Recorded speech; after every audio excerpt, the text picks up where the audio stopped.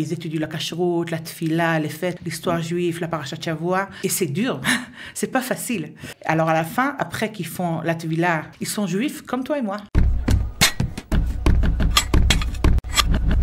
Elle s'appelle Merav Belaïch, elle est docteure en histoire juive, mais aussi elle s'occupe des convertis dans le cadre de l'association Native. On est ravis de l'accueillir. Merav Belaïch, bonjour. Bonjour. Alors Native, c'est un organisme qui s'occupe de conversion dans le civil et dans le militaire. Exactement. À peu près 3000 conversions par an, un petit peu moins que 3000 conversions par an. Qui se convertit dans les batédines de l'État. Et nous, on les prépare pour les dionim, pour la conversion, pour la vie juive, après la conversion surtout. Alors, 3000 personnes, parmi eux, combien de soldats ? À peu près 1000. Alors, 1000 soldats se convertissent tous les ans grâce à Native. À peu près. Des fois un petit peu moins, des fois un petit peu plus, mais à peu près c'est ça le numéro. Vous êtes enseignante dans le cadre de cette organisation depuis plus de 8 ans. Quelles sont vos motivations ? Pourquoi vous avez tenu à les aider à devenir juifs ? Ok. Alors d'abord, je crois que c'est la responsabilité de notre génération aujourd'hui en État d'Israël de s'occuper du Goral, alors du destin du peuple juif. Il y a énormément de non-juifs qui sont arrivés ici. Ça veut dire un père juif et une mère non-juive. Et une mère non-juive. Parfois les deux non-juifs. Parfois les deux non-juifs, mais de plus en plus que le père est juif, de plus en plus. Quand vous dites qu'ils sont arrivés ici, ça veut dire quoi ? Ils sont arrivés par le Chok HaShvut, donc ils ont le droit d'arriver ici, être israéliens. Par la loi du retour, donc ils ont la nationalité israélienne. Et Native s'occupe seulement des gens qui ont la nationalité israélienne. Donc ils n'ont pas d'intérêt de se convertir pour avoir la nationalité israélienne. Et ils se sentent juifs. Parfois ils sont nés en Israël, ils vont à l'armée. Ils parlent hébreu, seulement l'hébreu. Ils sont très israéliens, très sionistes. Ils font le kippour comme les non-religieux, des fois Shabbat. Ils sont un peu comme les Chilonim. Comme les Chilonim, comme les Masoratim. Ça dépend s'ils sont de Netanya ou de Choulon ou de Bat Yam ou de Tel Aviv. Ça dépend du milieu dont ils sont grandis. Voilà. Vous avez expliqué un petit peu le profil de ces gens-là, mais vous, votre motivation à vous, alors vous m'avez dit, c'est le destin du peuple juif d'accueillir les convertis, mais j'imagine que ça va plus loin que ça pour vous. Oui, alors mes grands-parents se sont occupés aussi des conversions en France. Mon grand-père, le rabbin Guggenheim, et mon grand-père, le rabbin Shushna, et mon arrière-grand-père, le rabbin Naori, ils savaient eux aussi que c'est très important de faire ce procès de conversion, de ramener les Neshamot qui étaient avec nous en Har Sinaï, les ramener comme il faut au Ham Israël, pour que le peuple juif arrive à la Géoula comme il faut, avec tous les Neshamot qui doivent être avec eux à la fin, et le faire comme il faut, avec des gens qui sont capables, qui ont la connaissance et le vouloir de le faire pour les Midgairim, pour les conversions, le faire comme il faut, et les accueillir dans les communautés, les accueillir dans le judaïsme, le faire que ça leur appartient aussi à eux.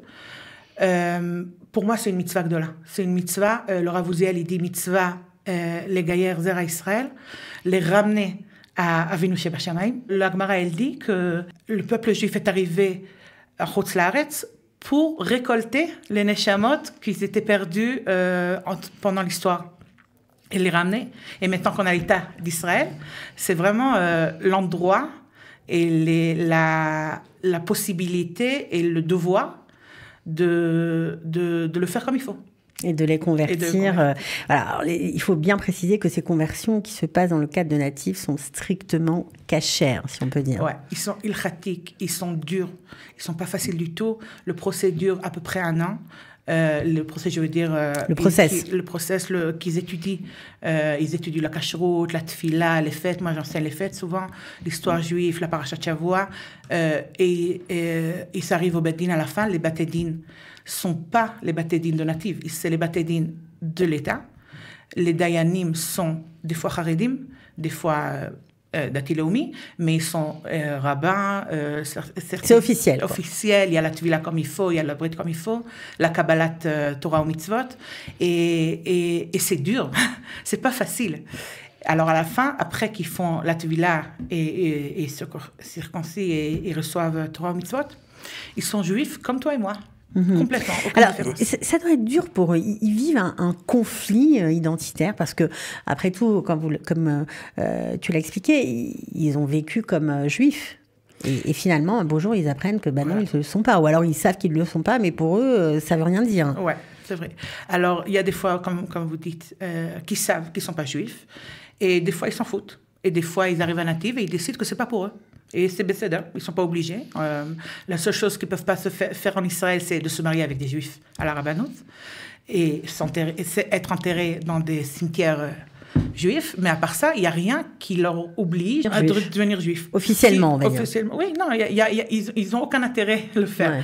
Et nous, ce qu'on fait dans le procès, c'est leur expliquer ça. Leur expliquer que se convertir, ça veut dire d'être juif, shomer Torah ou mitzvot. Et s'ils ne veulent pas le faire, ils peuvent rester en Israël, être israéliens, être juifs comme eux, ils le pensent. Mais ils ne le seront pas officiellement. Mais pas étatiquement. C'est tout. C'est la seule chose qui change. Donc, ils ne vont pas se marier avec tes enfants ou mes enfants. Mais il n'y a pas de... Eux, ils perdent rien. Donc, ils le font parce qu'ils sentent qu'ils veulent compléter leur identité juive, comme il faut. Ils sentent qu'ils ont un manque. Ils ont un manque, exactement. C'est pas juste qu'ils ne sont pas juifs. Pour eux, c'est pas juste.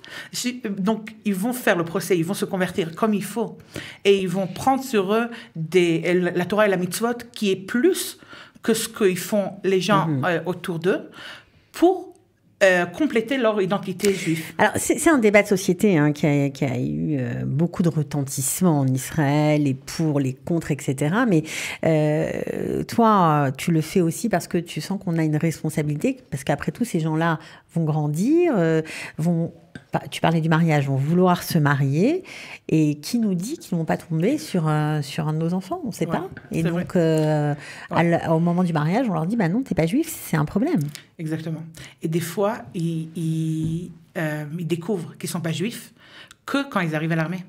Ils arrivent à l'armée, ils reçoivent l'invitation de Native, et ils vont chez le père, ils disent, mais c'est quoi ça? Moi, j'ai jeûné à Kippour, je suis juif, Kilo, c'est quoi? Qu'est-ce que c'est ça? Ah oui, c'est vrai, ta mère n'est pas juive.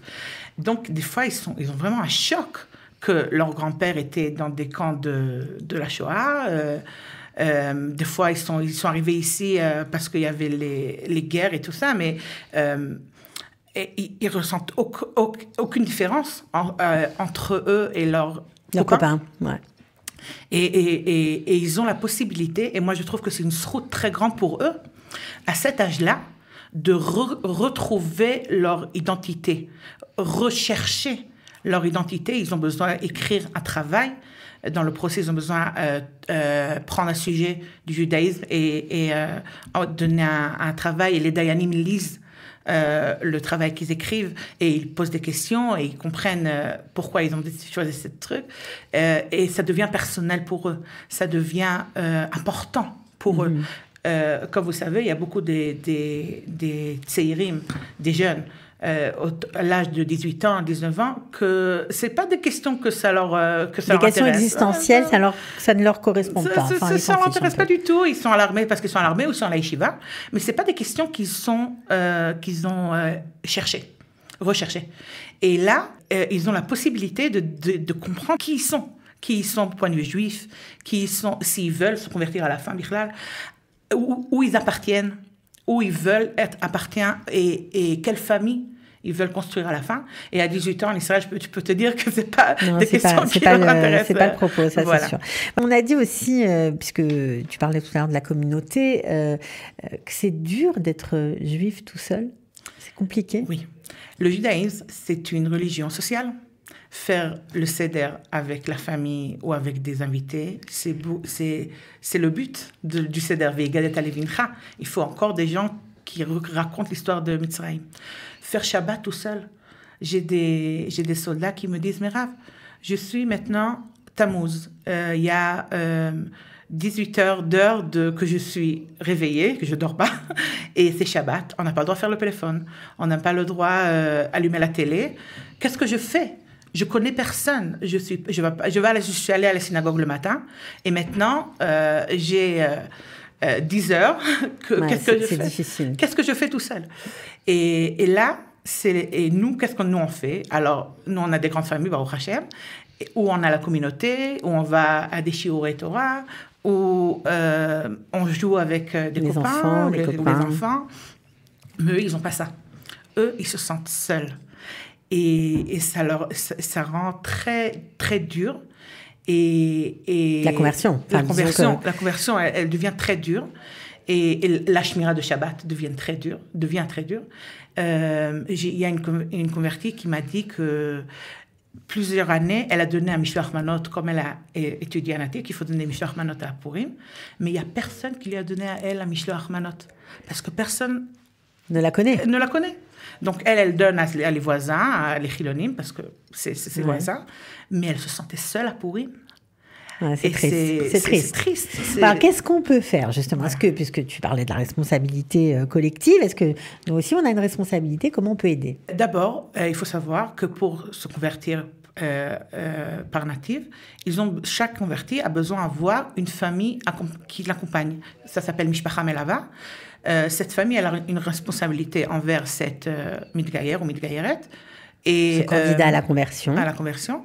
Et elle doit l'inviter les Shabbats. C'est pas obligé d'être tous les Shabbats. C'est pas obligé d'être tout le Shabbat mais au moins être là pour être là avec eux à la synagogue, pour leur montrer la tefila, pour les séoudas de Shabbat et pour les fêtes, bien sûr. Donc c'est un engagement pour la famille qui doit se prolonger sur quelques mois.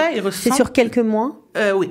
Pour s'engager sur plus longtemps. Sur quelques mois, si la connexion elle est forte, c'est ça ce qui va tenir cette juif nouvelle ou ce juif nouveau dans la religion. Parce que nous, par exemple, on a invité les convertis qu'on a accompagnés, qui sont déjà juifs. Ils ont fini la conversion, ça fait déjà 1 an. Donc, ils ne sont pas obligés de garder la connexion avec nous. Et on les a invités pour la bat mitzvah de notre fille. Et ils viennent toujours Shabbat chez nous de temps en temps. Ouais. Et c'est important pour eux, parce que pour eux, c'est ça la religion. Quand Ruth s'est convertie, elle s'est convertie à cause de Naomi, grâce à Naomi. Naomi, Amech Ami, Elokai Chelokai, elle ne connaissait pas les rabbins, elle ne connaissait pas Boaz, elle ne connaissait pas la communauté juive. Elle connaissait Naomi. Elle voulait être juive parce que Naomi était juive. Et c'était ça son modèle. Donc, alors, la première responsabilité, c'est vraiment de faire les bonnes connexions avec ces convertis, qui veulent se convertir. Ça, on va dire, c'est une possibilité d'être une famille accompagnatrice. Maintenant, les fêtes approchent, les fêtes de Pessah approchent. Est-ce que pour ceux qui ont envie simplement d'ouvrir leurs portes et d'inviter des gens pour le Seder, sans être une famille accompagnatrice, 1 ou 2 repas, est-ce que c'est possible? Alors, absolument. Il y a beaucoup de familles accompagnatrices qui ne peuvent pas inviter pour le Seder parce qu'ils sont chez les parents. Donc, il y a un manque de familles qui peuvent inviter des convertis au Seder pour qu'ils ressentent qu'est-ce que c'est un vrai Seder. Quand tu dis des convertis, ils ont déjà passé tout le processus. Ils sont déjà juifs ou pas encore? Non, c'est une bonne question. Il y a 2 cas différents. Il y a des gens qui ne sont pas encore convertis, mais le Beth Din va leur demander où ils étaient au Seder. Et la réponse doit être: j'étais dans une famille religieuse qui a fait un Seder comme il faut, tout la Haggadah. Donc, eux, ils ont besoin d'être invités au Seder. Et point de vue ilchatique, c'est bon, il n'y a aucun problème ilchatique. Juste, il faut faire attention avec le vin, qu'il soit mevouchal. Donc, il n'y aura pas de problème de halakha. Mais à part ça, il n'y a aucun problème de les inviter. Et c'est une grande mitzvah. Moi, je crois que c'est une grande mitzvah. Et à part ça, il y a des gens qui sont convertis, qui n'ont pas offert le Pessah. Et il y a une organisation qui aussi s'appelle Amech Ami, qui essaie de faire aussi les connexions avec des familles comme ça qui veulent accueillir des gens qui sont déjà convertis. Donc vous les aidez. On peut donner un numéro de téléphone, de WhatsApp pour, de WhatsApp, pour ceux qui ont envie de participer à cette grande mise. Enfin, vous pouvez inviter ces gens qui sont en conversion ou déjà fraîchement convertis. Vous les envoyez un petit message au 050 309 00 38. Il y aura aussi un lien qui se trouve juste au-dessus de la vidéo. Vous cliquez et vous pourrez avoir toutes les informations. On vous recontactera bien évidemment et vous serez ainsi une des familles ouvrant leur maison pour ces jeunes qui en ont bien besoin. En général, c'est des jeunes, évidemment, puisqu'ils sont à l'armée. Oui. Donc, c'est aussi sympa pour les autres enfants de la famille de faire de nouvelles connaissances. Voilà, en tout cas, Dr Merab El-Aïch, merci vraiment d'avoir été avec nous. Bravo pour cet engagement familial, apparemment, depuis plusieurs générations. Voilà, on vous souhaite de continuer à aider votre prochain. Merci beaucoup d'avoir été avec nous.